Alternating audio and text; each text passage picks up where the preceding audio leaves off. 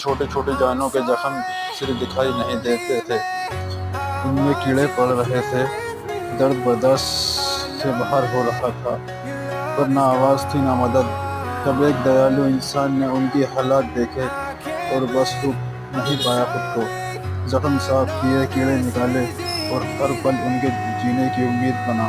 छोटे छोटे जानों के जख्म सिर्फ दिखाई नहीं देते थे, उनमें कीड़े पड़ रहे थे। दर्द बर्दाश्त से बाहर हो रहा था, पर ना आवाज़ थी ना मदद।